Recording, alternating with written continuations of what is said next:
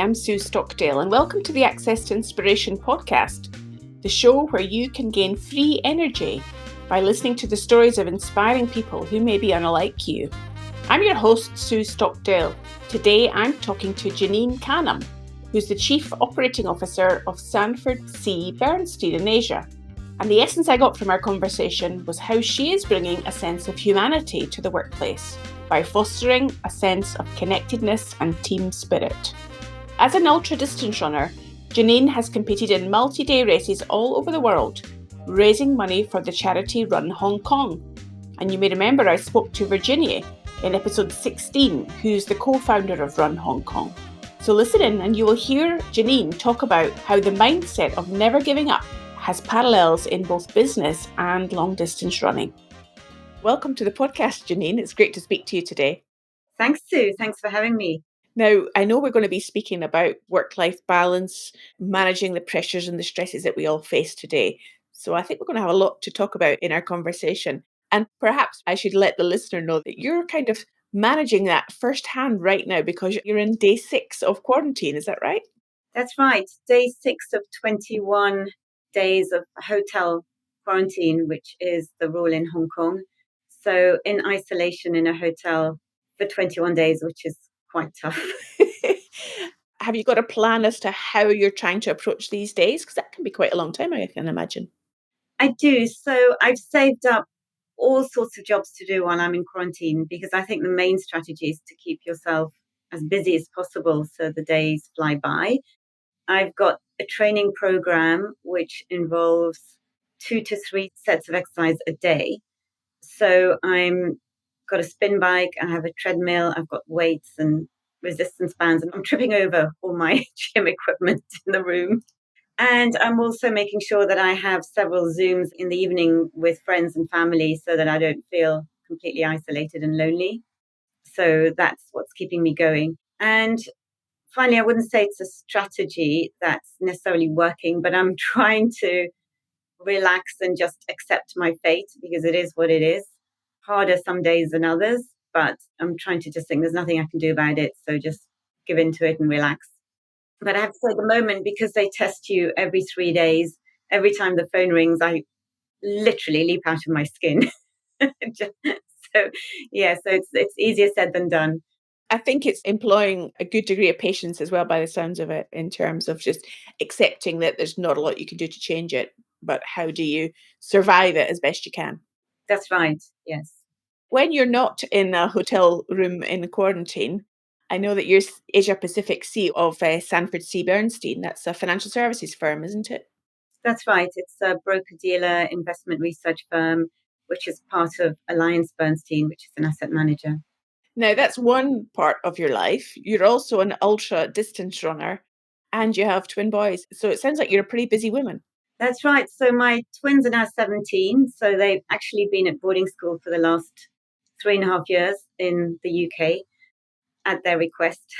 They absolutely love being in the UK. But during COVID times, this has been quite challenging, obviously, to spend time together as a family. So that whilst it's great for them because they're getting on with their lives and education and so on, it's been pretty tough and adds an extra challenge with the COVID restrictions here in Hong Kong.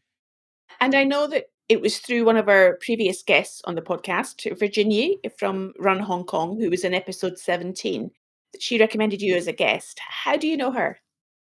I know Virginie through 2 facets of life. One, she's an ultra runner and a much more accomplished ultra runner than I am. She's actually, I think next week or the week after, about to embark on her third 4 Trails Ultra, which I think she must have talked about in the episode you refer to. She's doing this for the 3rd time now. So I've met her through ultra running. I also know her because she runs a charity for refugees in Hong Kong, which is very close to my heart. She helps refugees through the power of sport to integrate into society by taking them out hiking with people, running, and so on. So given my background, which is my dad's Lebanese, and we lived in Beirut till I was 12, and we left because of the civil war. Now, I do look at refugees and think, there but for the grace of God. We were obviously very lucky. My dad had a great job and we were able to relocate. But obviously, there are a lot of people less fortunate. So I have a particular soft spot for the refugees here. And that's also how I know Virginie. So it's great that you can have that strong connection with her through the different aspects of your life and your interests. If I was thinking about your job as COO, first of all, Janine, how do you manage to juggle that demanding job, I imagine, with all the other parts of your life that you want to be paying attention to as well? Explain for the listener pressures of any given day. What does a day look like for you in your job? Well, I get to the office at 7 a.m. Now, obviously, with COVID and some days working from home, I'm talking about what was normal before now. But I have a carpool with some people who work with me and we live nearby. We get to the office at 7 a.m. And the beauty of it is I juggle by trying to leave the office whenever possible around 4 p.m., get back home so that I can have a couple of hours doing my own training during the daylight. And being in my position, obviously, with a global firm, there are a lot of Zooms at night. So I resume work in the evening. So that's the way I juggle it, is by giving myself some flexibility during the day. And at weekends, I tend to get up very early, 4:35 a.m., to do running or cycling because it's pretty hot and humid in Hong Kong usually. And so the best time of day to exercise is early. So manage to juggle things just by getting up extremely early, trying to fit it all in. It doesn't always work, but that's what I try and do. And you're talking there about global demands on you from other parts of the world. How do you still prioritize your sport or family life for that matter when the job is so demanding? With kids at boarding school, it's easy when they're at school, obviously. When they're home, then I do have to prioritize them over things at times. So it's really just a question of, I think, making sure people understand when you have conflicts. People in my office are extremely understanding. Now, if I have a really important family matter and I have a competing meeting, I think it's just about having a conversation with people. And the same with my team. I think COVID especially has made people appreciate families more, appreciate your colleagues' families more as well. Everyone knows that we're all in this together, we're all struggling. So there was one day in the office when I actually burst into tears in front of everyone on the trading floor because my kids had just gone back to boarding school the day before.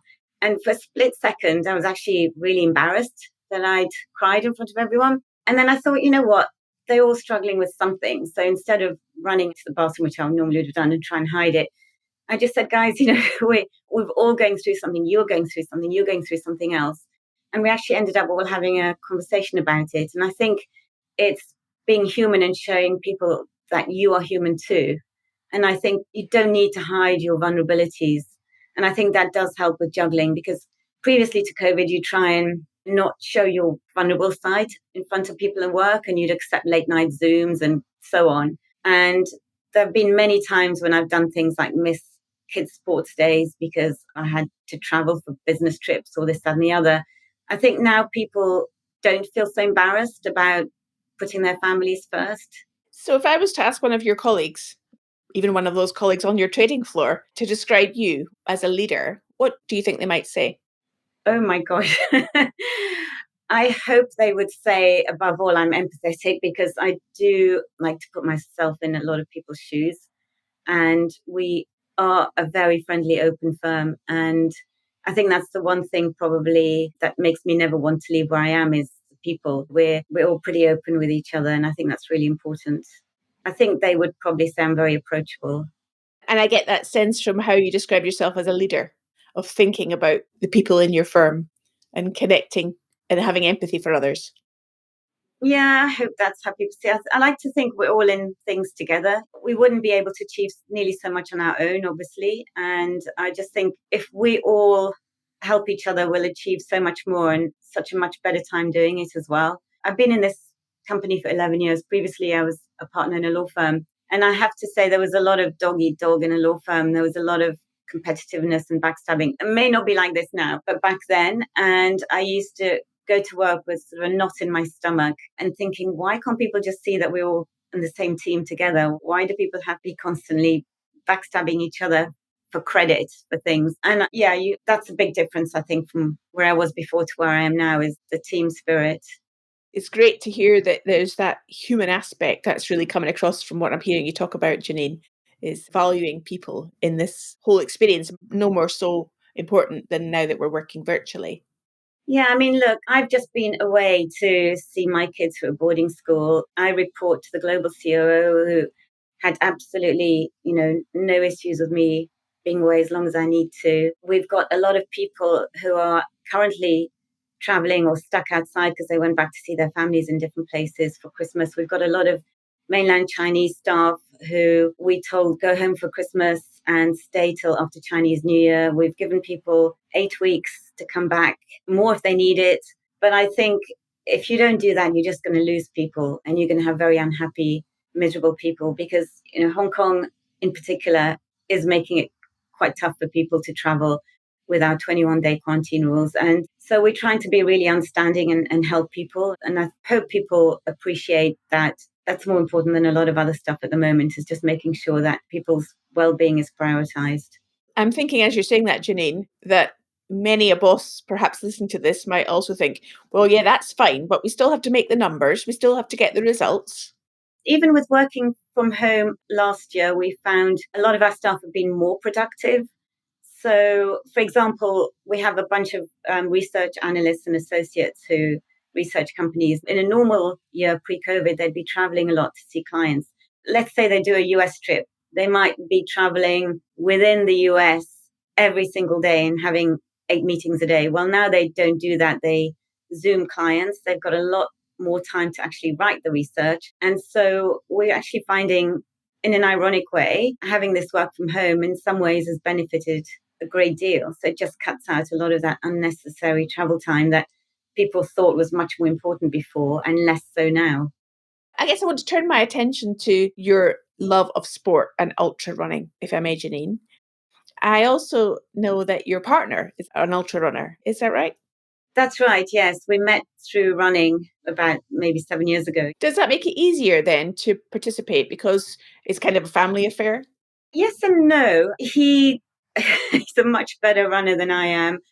So we don't tend to run together because he's on another level. But I guess he understands my love of running. I guess we're probably a bit boring as far as other people are concerned. We probably talk about running a lot more than other families do, perhaps.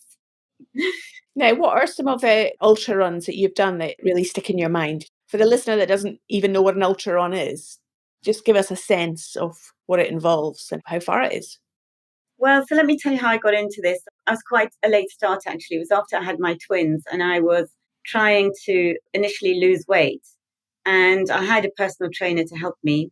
He started me running. And at first I was just running, a few kilometers here and there. And eventually I said to him, do you think I could possibly run 10 kilometers? And he was like, don't be ridiculous. Of course you can. So I ran 10K. Then eventually I was like, can I run a half marathon? Can I run a marathon? And ultra marathon is obviously anything that's longer than a marathon, which is 42.2K. It was kind of continuously pushing myself to see what I could do next.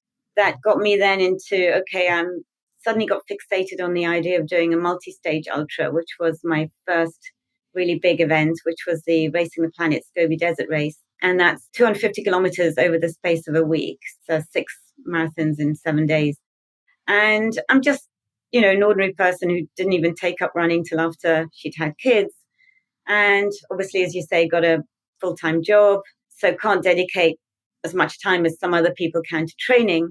And it just shows really that anyone can do these things if you're interested enough. So I even recall turning up at the start line and all these people stood there and I thought, oh my gosh, what have I done? I've bitten off way more than I can chew. They all look professional. They all know what they're doing. And the reality is there's a big bunch of people just like me who weekend warriors. We just do it for fun. We love the atmosphere. We love the excitement, the adventure, the people that you meet on these, and then seeing all the spectacular scenery that you wouldn't otherwise see when you just go on a normal holiday or even just on a normal run. Once it becomes quite a long distance, by definition, you're probably going to be running places you can't get to by car. And that's the bit that I love so much, is just looking around and seeing all these, amazing places you otherwise wouldn't see. So then I got hooked. And of course, once you're hooked, it's there's no way back because you're constantly planning the next one. Fitness and health and be injury free. As a previous athlete myself, I know that it's always really important to be injury free. How do you look after your body to make sure you're in shape to do these long runs? So obviously it's tougher as you get older. And what I do now is I do a lot of strength conditioning. I go, well, gyms are closed now because of COVID, but I've been going to train with a physiotherapist stroke gymnasium called Joint Dynamics here in Hong Kong. And I train with them twice a week and we do strength conditioning work there, and definitely need that as you get older. There's also something about the mental game in running. What are you thinking about in such a long distance? You've told us about the scenery that you're looking at, but what's going on in your mind? Because certainly, if your mind doesn't believe you can do it, your body won't keep up. It really depends. Sometimes I am really just not thinking about anything, or I'm just chatting to people. I guess when it gets really, really tough and you're struggling, that's when the mental game kicks in. And when you have to play mind games with yourself to stop yourself from quitting. And I guess then it's down to your purpose or thinking. Usually for me, I dig into places I've been where I felt worse, and I do that day and think, okay, I got through it that other time, I can get through it this time. And it's also at the end of the day, for most of those multi-stages that I've done, I've always made a point of raising money for one or other charity that I feel quite strongly. The last few races, obviously, it's been for Run Hong Kong, which is Visionese charity. And then it's really hard to give up because, it's more than just about you. And I think that is a very big incentive as well. I can't imagine running those really long distances that you're describing, Janine. How fast are you actually moving? What's it like? It depends on the event because I've done about a dozen of these multi-stage races. Really does depend on the terrain. I mean, some of them have been in sandy deserts like the Sahara. Some of them are in mountains. Some of them are in jungles like in Costa Rica. And one multi-stage was in Antarctica. So in those, obviously depends on the day, how much elevation there is, how technical the terrain is. You may not be going very fast. And it's also a question of pacing yourself. So if you start off too fast on day one, you realize you're just not going to make it to day 7. So you do have to hold back in the first few days. And obviously, I'm not one of these people that's professional athlete who's at the front of the pack. And part of the reason I do these races as well is to get to see the scenery and so on. So sometimes it's kind of missing the point if you are pushing yourself too hard because you don't get to appreciate everything and everyone around you either. Yeah, so there isn't really an easy answer to that question. Well, I think what you're describing to me is you're seeing it as a complete race, and then each day is divided up into a small proportion of the larger race. So you have to be balancing your efforts over the whole duration rather than just thinking about running as fast as you can on any given day. Yeah, that's right. And actually, this is where there's an interesting difference between men and women because it's a bit of a generalization. But on the whole, my observation has been that women are much better at pacing themselves than men. The men tend to go out really hard from day one. And then you find some of them are quite broken by day 3 or 4 and really slowing down. And it is a tortoise and the hare in some cases. So it must give you a bit more motivation at the end of the race when you might be overtaking some of those men that have burnt themselves out in the first few days. Yeah, some of them don't like being chicked. That's true. Well, I guess we all have to find our motivation in different ways. In terms of running in a race, I remember when I used to race, I never wanted to be overtaken by somebody wearing flowery shorts. In my mind, that was an indication that they weren't a proper runner. Well, I remember the first time I did London Marathon, I actually had bronchitis and I ended up having to walk the second half. I was so sick. And I was being overtaken by people dressed as beer bottles and caterpillars and Big Ben and all sorts of things. And it was incredibly frustrating because I could only walk to the finish. And sometimes you've just got to let it go as well. So I'm wondering, is there a crossover or a connection between the mindset and the skills and the capabilities that you bring to running and how you lead in your job? I think one thing I've noticed is through work in my projects, one thing I really notice myself doing is thinking that there has to be a solution. I don't like to accept a work that isn't a way around. It takes me a long time to get to the point where I think, okay, there really isn't a solution. We really can't do this thing that it is we might want to do. And I think maybe same thing with when you're running an ultramarathon. It's thinking, okay, I have to look at the whole and thinking somehow I'm going to get to the end. I don't know how, but I know I'm going to. And I think with the job and the event, you have to have the finish line in mind and think, I'm not quite sure yet how I'm going to get there, but I know somehow I'm going to find a way to get there. So innate belief that it will work out in the end. Yeah, and just like making sure you pull everything out of the bag to make it happen. It's been really fascinating to speak to you today, Janine. Just thinking about the changed world that we've all been experiencing over the last couple of years. Is it different leading a team now when you know that many of them are working virtually? And what then does that bring to your leadership?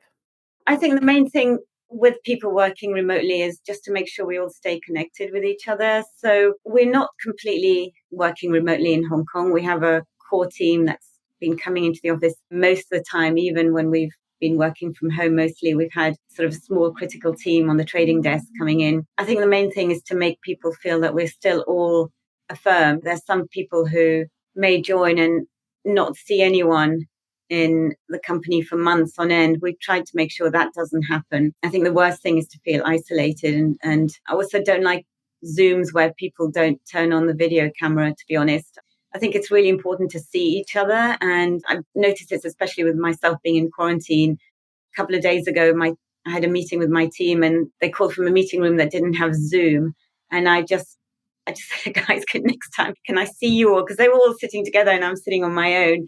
And I think you just notice how much you need to see people. It really is important. And one of the things we've been doing a lot at work is that obviously this has been happening globally, but also just in Hong Kong, there's a small group of us making sure that we're really offering as many resources to people as possible so that they still feel part of a team. So one of the things we did when COVID first broke in Hong Kong and a lot of people were working from home is we did a run challenge with proceeds going to Run Hong Kong. And we got people to put themselves in teams and run on their own, but their mileage would accumulate with everyone else in their team. And then they'd sort of all try and run a marathon between them each week as a team. So maybe you would run 5K, your teammate would run 10, etc. And we did that for 7 weeks.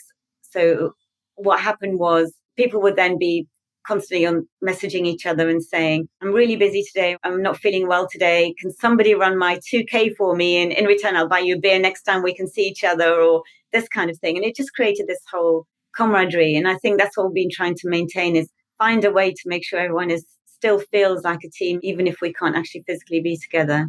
That's a brilliant way to get connection together and enable people to be fit as well and to do a little bit of exercise every day, keep them active. We have people joining in from our Mumbai office, for example, and they were telling me it's not that easy to go running in a big city in India, in the heat and pollution.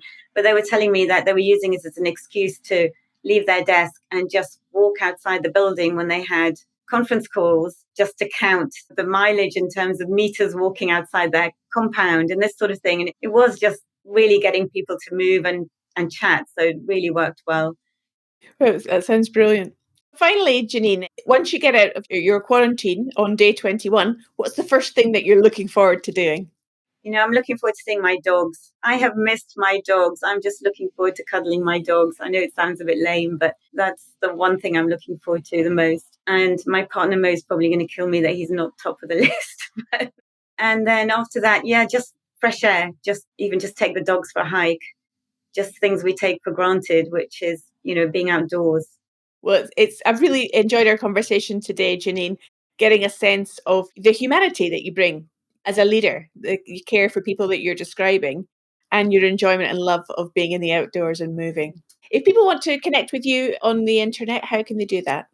People can find me on LinkedIn, and I'd love to meet some new like-minded people. So yes, please do get in touch. I'll put the link on the show notes so people can find it easily there to connect with you if they wish, Janine. It's, again, a great pleasure to speak to you today, and thank you so much for your time. No, thank you, Sue.